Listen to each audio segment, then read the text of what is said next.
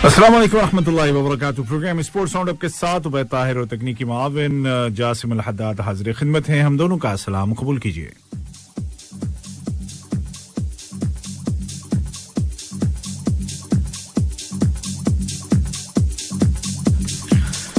खेलों की खबरों का आगाज करते हैं हम यहां कतर से, जहां पर के कतर स्टार्स लीग में कल एक बहुत ही अलमनाक दर्दनाक वाक़या पेश आया जब एक खिलाड़ी खेलते खेलते बेहोश होकर गिर पड़े और खेल को रोकना पड़ा। मुकाबला था रैयान और अलवकरा की टीमों के दरमियान और अलवकरा के खिलाड़ी उस्मान कोलिबाली बेहोश हो गए अचानक। उसके बाद उन्हें अस्पताल पहुंचाया गया, जहां अच्छी खबर यह है कि वो स्टेबल हैं, उनकी हालत सुधर गई है और वो बेहतर है। उनका एक वीडियो भी सामने आया है। जिस वक्त ये खेल रोका गया था उस वक्त रैयान की टीम 1 गोल से आगे चल रही थी। अब फैसला ये किया गया है कि ये मुकाबला कल मुकम्मल किया जाएगा।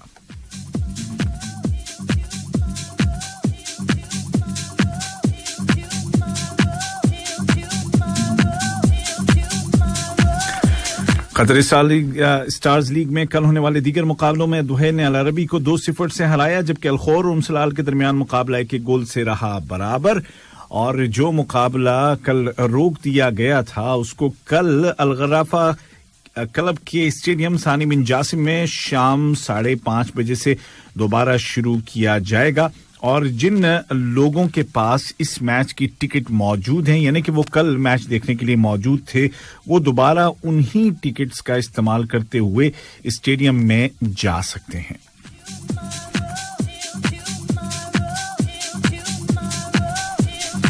फिलहाल यहां कतर स्टार्स लीग में असद की टीम टॉप पर है, जिसने 11 मैचों के बाद 31 पॉइंट हासिल किए हैं। कोई भी मैच अब तक असद की टीम हारी नहीं है। 11 में से 10 जीते हैं, 1 बराबरी पर खत्म हुआ। दूसरे नंबर पर दुहैल की टीम है जिसके 29 पॉइंट्स हैं, लेकिन इसने अपने 13 मैच खेल लिए हैं, जिनमें से 9 में फतह मिली है, 2 में उसे शिकस्त हुई और 2 मुकाबले बराबरी पर खत्म हुए। तीसरे नंबर पर अल-गराफा की टीम है 23 पॉइंट्स के साथ और चौथे नंबर पर अल अरबी है 20 पॉइंट्स के साथ, जबकि ऑस्ट्रेलिया की टीम सबसे आखिर में है जिसके सिर्फ 5 पॉइंट हैं 13 मैचों के बाद। 13 में से सिर्फ 1 मैच में उसे फतह मिली, 2 में बराबरी पर मैच खत्म हुआ और 10 मुकाबलों में उसे हार का सामना करना पड़ा।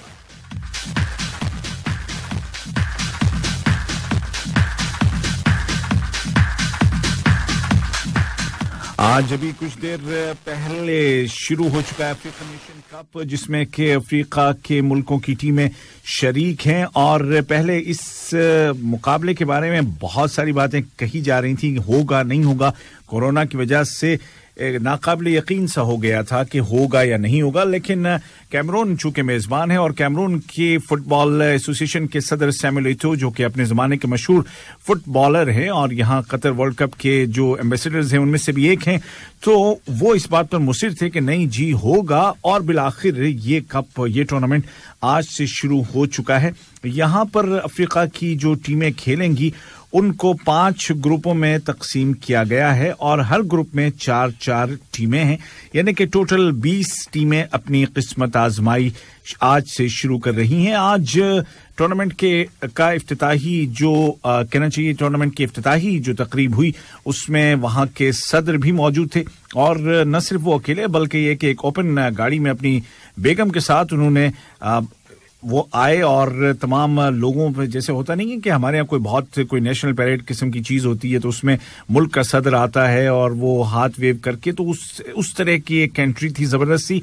और उसके अलावा जो अफ्रीकन फुटबॉल कन्फेडरेशन है उसके यानी कि काफ, उसके सदर पैटिस मोत्सीबी भी मौजूद थे। फीफा के दीगर आला तरीन जो अहलकार हैं वो भी मौजूद थे और एक मुख्तसर सी 20 मिनट की इफ्तिताही तकरीब हुई और उस तकरीब में एक शेर ने सबकी तवज्जो अपनी तरफ खींची, जो कि टेक्नोलॉजी की मदद से बनाया गया था। बिल्कुल रियल शेर लग रहा था और चूंकि 80% शायकीन को आने की इजाजत थी स्टेडियम की कैपेसिटी के हिसाब से, तो भरा था स्टेडियम और हजारों शायकीन की मौजूदगी में पहला मैच हो चुका है स्टार्ट, जो कि मेजबान कैमरून खेल रहा है बुर्किना फासो के खिलाफ।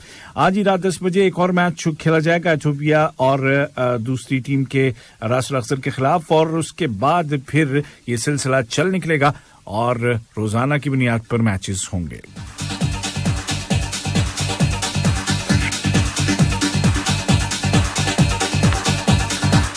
तो आज का दूसरा मुकाबला इथियोपिया और कैप वर्दी के दरमियान होगा और यही 4 टीमें हैं जो कि ग्रुप ए में हैं। ग्रुप बी में सेनेगाल, जिम्बाब्वे, गिनिया और मलावी की टीमें हैं, गिनी और मलावी। और उसके बाद ग्रुप सी में मोरक्को, घाना, कोमोरोस जिसको हम जज़ायर कमर भी कहते हैं, और गैबन की टीमें हैं। जबकि उसके बाद वाले ग्रुप में नाइजीरिया, इजिप्ट, सूडान और गिनी बिसाऊ की टीमें हैं। फिर अल्जीरिया, सिएरा, आइवरी कोस्ट और इक्वेटोरियल गिनी की टीमें हैं। और आखिरी ग्रुप में ट्यूनीसिया, माली, मॉरिटानिया और गाम्बिया की टीमें एक दूसरे का मुकाबला करेंगी।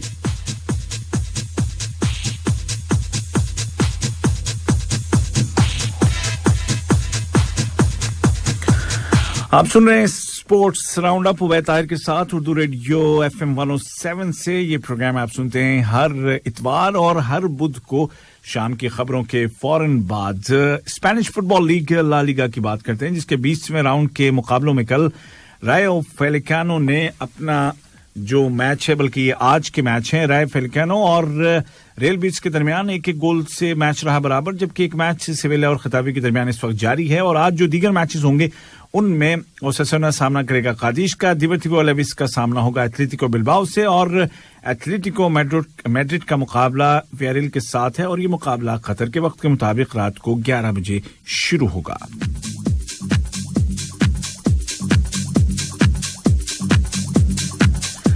इटालियन फुटबॉल लीग में आज जो मैचेस खेले जा रहे हैं 21वें राउंड के, उनमें मिलान ने जीत चुका है अपना मुकाबला वेनेजिया के खिलाफ। सेसोलो ने 1 के मुकाबले 5 गोल से एम्बोली को हरा दिया है। नेपोली और सेम्प्डोरिया के दरमियान मैच इस वक्त जारी है। इसी तरह ओडिनेजी और अटलांटा के दरमियान भी मैच इस वक्त हो रहा है। और आज का बड़ा मुकाबला खेला जाएगा जुवेंटस और रोमा के दरमियान, जो कि कतर के वक्त के मुताबिक रात को 10:30 बजे शुरू होगा।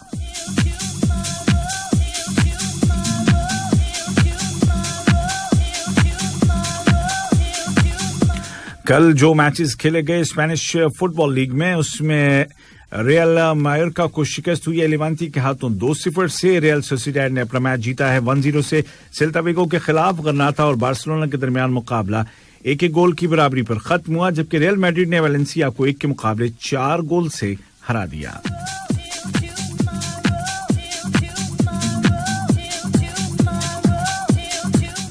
जर्मन फुटबॉल लीग बुंडेसलिगा में स्टटगार्ट और ग्रेटर फोर्ट के दरमियान मुकाबला बराबर रहा। कोई भी टीम गोल नहीं कर सकी और जिसबर्ग को शिकस्त हुई है होफनहाइम के हाथों 1 के मुकाबले 3 गोल से। फ्राइबर्ग और आर्मेनिया बेलेफील्ड के दरमियान मुकाबला 2-2 गोल से बराबर रहा। यूनियन बर्लिन और बायर लेवरकुसेन के दरमियान भी मैच 2-2 गोल की बराबरी पर खत्म हुआ। लाइप्जिग ने अपना मुकाबला जीता है माइंस 5 के खिलाफ 1 के मुकाबले 4 गोल से। और इंतराख्त फ्रैंकफर्ट को शिकस्त हुई है प्रोसिया डॉर्टमुंड के हाथों 2 के मुकाबले 3 गोल से। और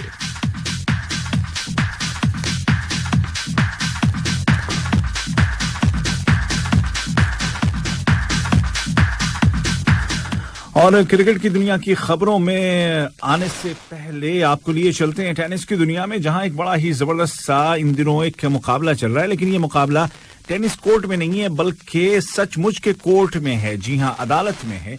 और अदालत में हैं कौन? दुनिया के नंबर 1 खिलाड़ी नोवाक जोकोविच, जो कि पहुंचे थे मेलबर्न ऑस्ट्रेलियन ग्रैंड स्लैम में हिस्सा लेने के लिए। लेकिन चूंकि वो डबल वैक्सीनेटेड या फुली वैक्सीनेटेड नहीं थे, और ऑस्ट्रेलिया का कानून ये कहता है कि जो भी बंदा 2 शॉट न ले चुका हो, यानी कि फुली वैक्सीनेटेड ना हो, उसको अंदर आने की, मुल्क में दाखिल होने की इजाजत नहीं दी जाएगी। लिहाजा उन्हें रोक लिया गया एयरपोर्ट पर और वो कस्टडी में हैं इमिग्रेशन की। और बहरहाल जी हैं तो बड़े आराम से, लेकिन अब उनको फैसला किया गया था कि वापस भेज दिया जाएगा। मगर नोवाक जोकोविच भी चालाक निकले और उन्होंने ऑस्ट्रेलियन कोर्ट में ही ये अपील दायर कर दी कि उनको वापस भेजा जाना गैर कानूनी है। और उन्होंने उनके जो वकील हैं उन्होंने अपने दलाइल दिए। हुकूमत के वकीलों ने कोशिश की कि इस केस की सुनवाई 2 दिन के बाद हो, लेकिन जज ने उसको रिफ्यूज कर दिया कि ऐसा नहीं हो सकता। दरअसल चालाकी ये कर रहे थे हुकूमत के वकील कि अगर 2 दिन के बाद सुनवाई होगी तो बुध तक तो वैसे ही टाइम खत्म हो जाएगा। लास्ट डेट ट्यूसडे की है, जब तक सारे प्लेयर्स के बारे में पता लग जाए कौन खेल सकता है कौन नहीं, चूंकि बुध को अनाउंस होगा ड्रॉ कि कौन किसके साथ कैसे खेलेगा। तो कोशिश यही थी हुकूमत के वकीलों की कि अगर सुनवाई ही 2 दिन के बाद होगी तो ऑटोमेटिकली इसमें इस टूर्नामेंट में शरीक नहीं हो सकेंगे डिफेंडिंग चैंपियन नोवाक जोकोविच। लेकिन जज ने उनकी सारी जो कहना चाहिए कि कोशिश थी उस पर पानी फेर दिया और अब ये सुनवाई हो रही है कल। जो नोवाक जोकोविच के वकील हैं उन्होंने ये कहा है कि हाल ही में कोविड पॉजिटिव रहे दिसंबर के महीने में नोवाक जोकोविच, लिहाजा अब उनको डोज की जरूरत नहीं है, क्योंकि कानून ये कहता है कि अगर उनको कोविड हो चुका है तो उसके बाद अगले कुछ महीनों तक उनको जरूरत नहीं है वैक्सीन की। तो अब देखते हैं क्या होता है। बड़ा ही इंटरेस्टिंग सा ये मसला बन गया है। अलबत्ता टेनिस के बहुत सारे खिलाड़ियों ने इस पूरे मामले पर अपनी एक तरह से नाराजगी का इजहार किया है कि ये टेनिस के लिए अच्छा नहीं है। वहीं सर्बिया के सदर ने खुल करके अपने खिलाड़ी की सपोर्ट की है और उन्होंने कहा है कि वो उनको डिफेंड करने के लिए जो भी मुमकिन होगा करेंगे।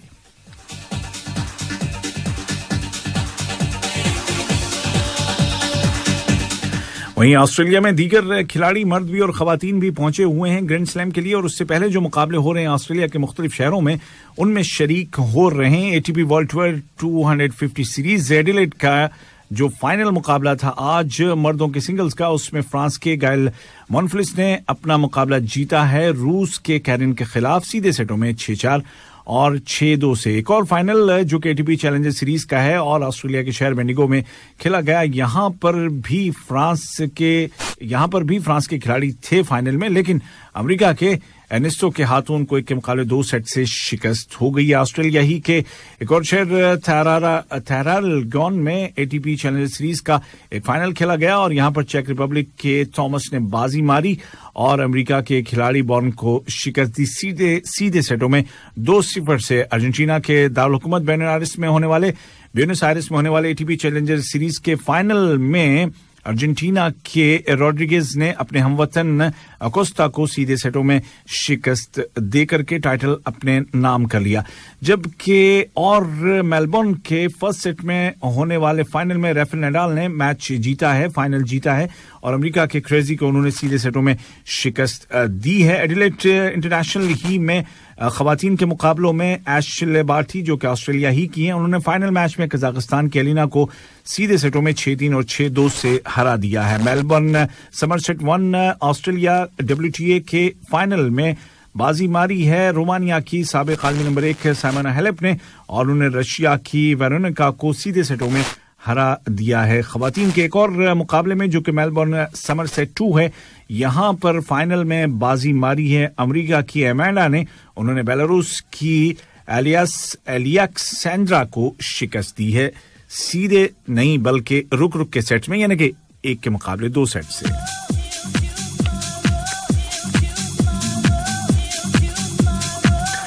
वहीं मर्दों के डबल्स की बात की जाए तो भारत के बोपन्ना और रामानाथन की जोड़ी ने एडिलेड इंटरनेशनल में मर्दों के डबल्स का टाइटल जीत लिया है और ये मुकाबला उन्होंने 7-6 और 6-1 से जीता।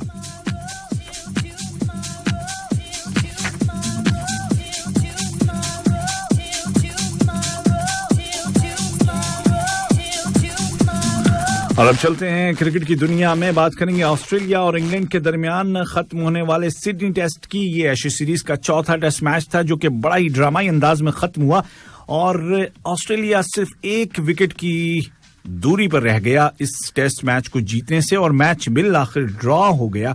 उस्मान ख्वाजा मैच के हीरो रहे जिन्होंने मैच की दोनों पारियों में दोनों इनिंग्स में सेंचुरियां स्कोर की। उन्होंने पहली पारी में 137 और दूसरी पारी में 101 रन नॉट आउट स्कोर किए। 416 रन बनाए थे ऑस्ट्रेलिया ने पहली पारी में, जिसके जवाब में इंग्लैंड ने 294 रन बनाए। फिर ऑस्ट्रेलिया ने 265 रन बनाकर के पारी को डिक्लेयर किया और फतह के लिए जो हदफ दिया मेहमान इंग्लैंड को वो था जी 388 रनों का और उसका पीछा करते करते 270 रन बना लिए थे।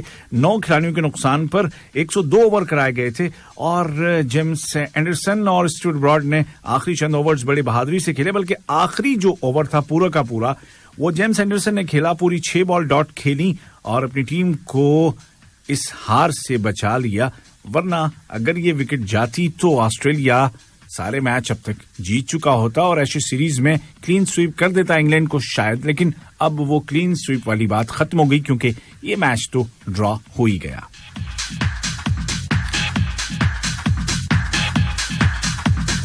इस मैच के दौरान स्टीवन स्मिथ ने अपने 3000 एशेज रन्स मुकम्मल किए हैं टोटल 54 इनिंग्स में, और वो बने हैं quickest to this milestone behind Don Bradman. उनसे कम इनिंग्स में सिर्फ ब्रैडमैन वहां तक पहुंचे हैं, दूसरे नंबर पर हैं ये।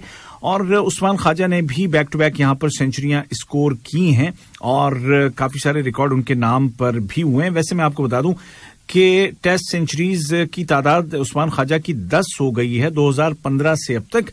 और जनाब 2015 के बाद ऑस्ट्रेलिया ने जितने टेस्ट मैच खेले हैं उनमें से आधे से ज्यादा में उस्मान ख्वाजा नहीं थे, तो इससे आप अंदाजा लगा सकते हैं कि कितने ही बासलाहियत प्लेयर हैं उस्मान ख्वाजा। वैसे बेसिकली वो पायलट हैं, जी हाँ।